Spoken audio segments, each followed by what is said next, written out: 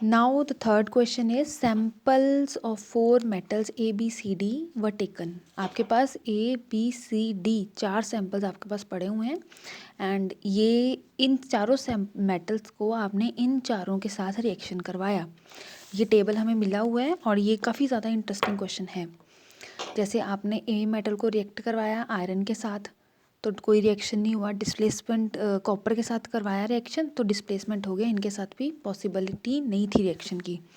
इस तरह से बी ने आयरन के साथ डिस्प्लेस कर दिया और ये टेबल आप रीड कर सकते हैं। सी ने इनके साथ रिएक्शन नहीं किया लेकिन सिल्वर के साथ कर दिया और डी ने किसी के साथ रिएक्शन नहीं किया। तो कहने का मतलब क्या है कि हम इस क्वेश्चन को सॉल्व कैसे करेंगे। सबसे पहले बच्चों आपको पेज नंबर 45 पे जाकर ये सीरीज़ देखना है और ये सीरीज़ आपने याद रखनी है, ये बहुत इंपॉर्टेंट है टेबल 3.2। अब मैं आपको बताती हूँ कि इस आंसर को हम सॉल्व कैसे करेंगे। सबसे पहले क्या कर लेना आप लोगों ने जो सिंबल्स है ना, आयरन लिख लिया, देन क्या आ जाएगा कॉपर, देन आया जिंक और देन आया सिल्वर। सिल्वर का सिंबल क्या होता है Ag। अब हम देख लेते हैं कि सबसे ज़्यादा रिएक्टिव कौन है। जो इन चारों में से सबसे ज़्यादा रिएक्टिव होगा हम उसको ऊपर रखेंगे, देन लेस रिएक्टिव को नीचे और लीस्ट रिएक्टिव को उससे नीचे रखेंगे। तो सबसे पहले हम इसको मैच कर लेते हैं। यहाँ देखिए सबसे ज़्यादा आयरन रिएक्टिव है, हमने आयरन रख दिया। देन क्या आएगा कॉपर, कॉपर रख दिया। यहाँ पे जो जिंक है वो आयरन से ऊपर आएगा तो जिंक यहाँ से कट कर हम लगा देंगे इसको ऊपर, क्लियर। और लास्ट में क्या आएगा सिल्वर। तो ये बनेगी हमारी सीरीज रिएक्टिविटी, क्लियर। अब हम क्वेश्चन की तरफ चलते हैं। ये देखिए अब हम देखते हैं कि जब मेटल ए ने रिएक्ट किया आयरन के साथ तो कोई रिएक्शन नहीं हुआ, लेकिन जैसे ही उसने कॉपर के साथ किया तो रिएक्शन हो गया। जैसे ए ने आयरन के साथ रिएक्शन किया तो नहीं हुआ, लेकिन कॉपर के साथ किया तो हो गया। इसका मतलब ए कहाँ आएगा, यहाँ पे, क्योंकि ए ज़्यादा रिएक्टिव था इसलिए उसने कॉपर को हटा दिया। लेकिन जब ए को हम आयरन के साथ रिएक्ट करवा रहे थे तो कोई रिएक्शन नहीं हुआ, तो ए आ गया यहाँ पे, पोजीशन उसकी ए, ये मेटल ए आ गया यहाँ पर।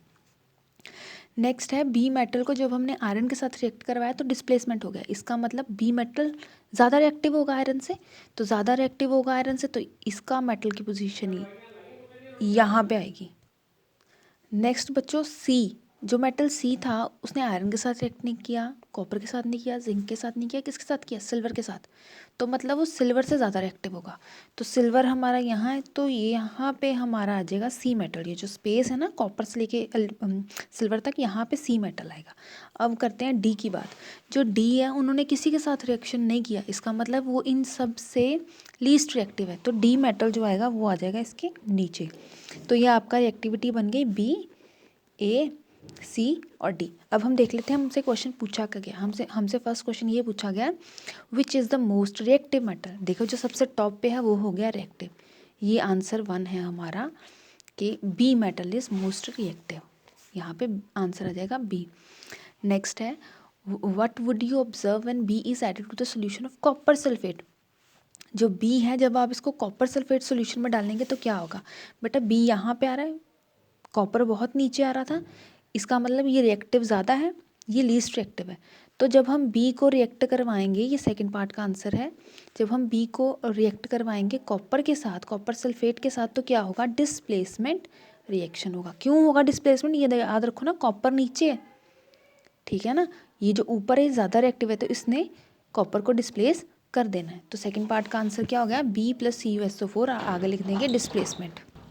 बच्चों लास्ट में हमसे पूछा गया कि मेटल्स को ए बी सी डी को आपने डिक्रीजिंग ऑर्डर में लगाना है। डिक्रीजिंग ऑर्डर में कि जो ज़्यादा रिएक्टिव है उसको पहले लिखेंगे, इससे कम रिएक्टिव ए है, इससे कम रिएक्टिव हमारे पास सी है और लास्ट में क्या आ रहा है डी है। तो ये था हमारा थर्ड पार्ट का आंसर।